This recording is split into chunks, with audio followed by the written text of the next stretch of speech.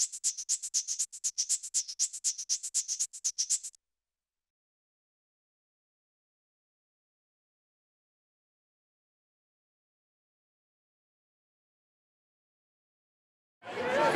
welcome to Tell Us Something.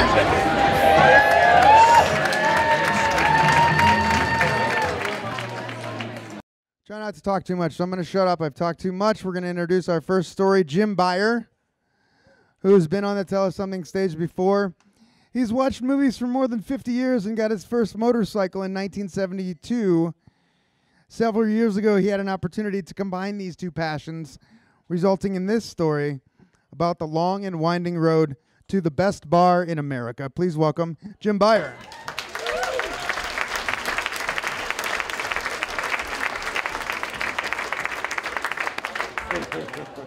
I didn't realize this was about adventure. I thought it was about movie making, but it was kind of fun. It was January 1st in 2008 when Damon Ristau was walking across the Higgins Street Bridge. He ignored the blustery winds and the ice and snow blowing in his face because he was thinking about the movie he wanted to make, he and his brother, Eric. They titled it The Best Bar in America. Well, this was going to be a buddy movie and a road movie about two misfits that wander the West looking for the best watering hole. And he's wondering as he wanders, how do I find a motorcycle in Montana in January? Well, making the movie involved a lot of serendipity and things made manifest. The first thing made manifest was Mort Olson and his wife Gina riding by on a Russian-year-old motorcycle in January. And so he looks up and sees them and he's waving his arms, stop, stop, stop. Of course, they don't hear him and they just continue on. So he's jogging across the Higgins Street Bridge when two more motorcycles ride by and he's starting to wonder. Then a sidecar bike roars north on Higgins and he sees that it turns left up on Railroad Street. So he slows his pace a wee bit and finally gets to the Silver Dollar Bar where there are 70 motorcycles parked on either side of the street. And he's going, oh God, thank God. So serendipity again, he runs into his buddy Charles, who's a bike mechanic, and Charles says, you need a sidecar bike? You need to talk to Peeper. He knows all about him. So Damon, who's tall and slender, wearing Patagonia, clean cut, kind of forces his way through 100 heavy set, gray bearded motorcycle guys that all looked like the Michelin Man dressed in dressed in Carhartts and cowhide. So he kind of squeezes his way through this back to the pool table where I am trying to sell commemorative t-shirts for the Montana Legends New Year's Day ride. He comes up, introduces himself, and starts talking fast and says how he really admired my black BMW sidecar bike parked out front and how he really wanted to borrow it. Well, I'm busy, you know, going, shirts are $12 or two for $25. No, thank you. We do have extra large. And I'm, just not really paying a lot of attention. So I'm going, instead of like blowing him off, like doing a W.C. Fields imitation of, get away from me, kid, you bother me. I said, here's my business card, call me when you need to. And so Damon walks away pretty happy, and I'm just forget about it immediately. 6 months later, I get a phone call from a guy who says, hi, I'm Damon Ristau, remember me? No. And he says, you said you would loan me your motorcycle. I what? And so Damon's getting the feeling that I'm, just not really excited about this. So he says, the star of the movie says he knows you. And I go, well, who's that? And he says, that's Rizzo. Sorry, Rizzo. It's getting confusing. And I said, oh, yeah, I know Rizzo. And Rizzo had told Damon, says, yeah, I know Peeper. We danced together naked at Burning Man. Well, I want to make absolutely sure you understand that I danced with Rizzo at Burning Man, and I danced naked at Burning Man, but I absolutely did not dance naked with Rizzo at Burning Man. So I go, cool, yeah, this sounds good, And so Damon comes over and he sees my bike and sees, yeah, this is really excellent. I show him how to work it, and then he brings Rizzo over, and I take him out to the ball fields over by the Fort Missoula, and I give him an hour-long instruction on how to ride a sidecar bike. And so the whole time Damon's saying, well, it's only going to be for a couple of days. We're going to take it up to Glacier Park. We're going to ride around a little bit, and then you have your bike back. So I go, cool. You want to borrow my trailer? And he goes, yeah, that'd be great. So about 2 weeks later, I call up Damon and go, Damon, where's my bike? And he goes, we're down here in Utah. Oh, you realize you don't have any paperwork or registration or license plates or anything for this bike, and you're in Utah? And he goes, yeah, it's no big deal. We'll be back in a couple of days. Well, I saw my bike about 2 weeks later. They brought it back, and I said, you know, Damon, we need to formalize our relationship.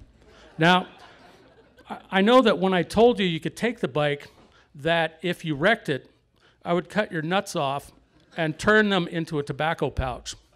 Well, that doesn't seem to be legally binding, so let's do a contract, okay? He goes, yeah, sure. Well, we made out a contract, and I didn't see my bike again for another couple of weeks. And then Damon comes back, and he says, you know, we need something for the movie. I think he was just trying to bribe me. He says, we need a bunch of bikers confronting Rizzo and, like, you know, beating him up. You want to beat up Rizzo on the silver screen? I go, well, I'm not the beat up kind of guy, but I know some friends who would love to. So Damon asked me to write some dialogue for this scene, and I dutifully did that. And then I said, you know, my friends don't work for nothing. I mean, I may be a sucker, but they want some beer. And he goes, okay, well, we'll buy them a keg. Cool.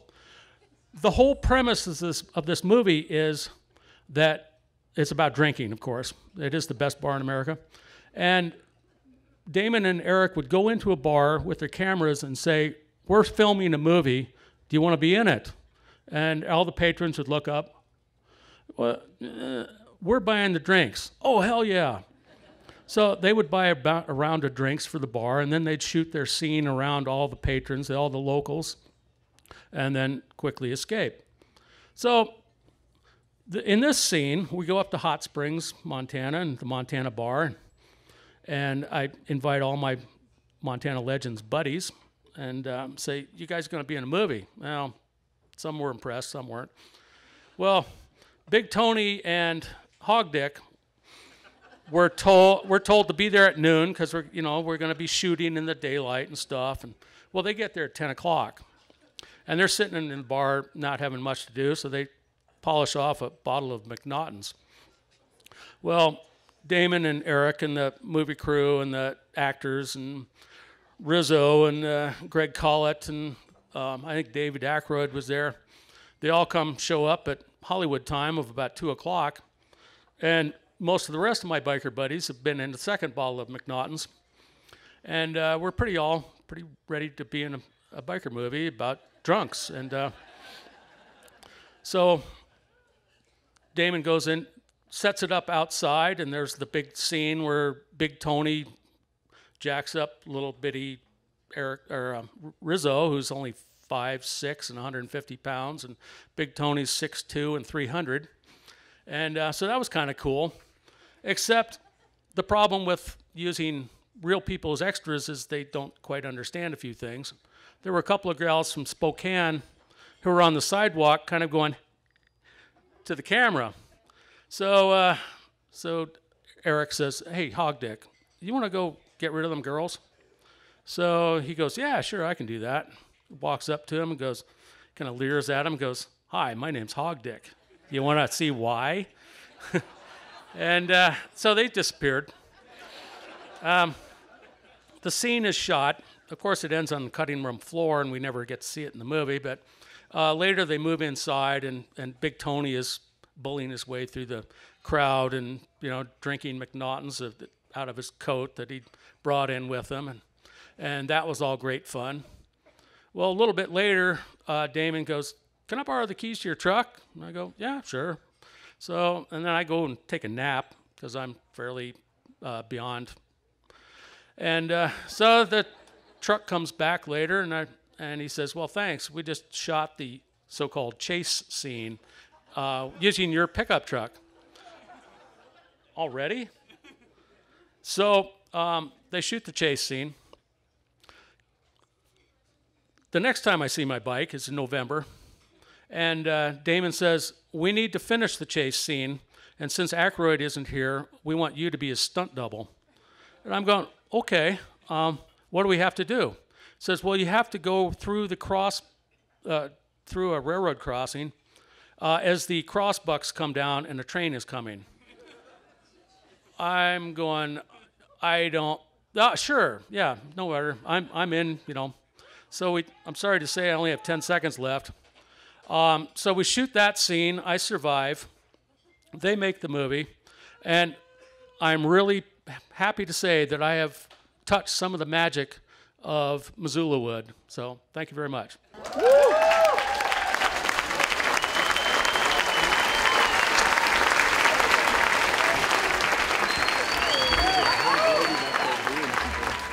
Thank you so much for being here.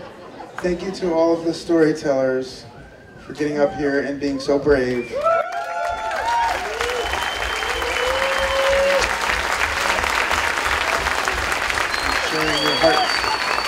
Sharing your hearts with us here in Missoula. Thank you so much. And thank you to the Missoula Community Foundation for fiscally sponsoring us. Thank you to the University of Montana Bookstore. Thank you to the Top Hat and the fucking staff here. Kick ass again tonight. Please tip your bartenders. Thank you to Fact and Fiction Books, Rockin' Rudy's, Joyce, for helping with so many things. Miriam Griffin for designing the flyer this year is so awesome. Thank you to all of our storytellers. You guys are awesome. I was afraid that adventure would be like, well, I went on this trip to Amsterdam and it was awesome. Thank you for bringing your A game. That was great. Thank you to all of you for coming. Some of you were here at like 3:30. That was pretty amazing.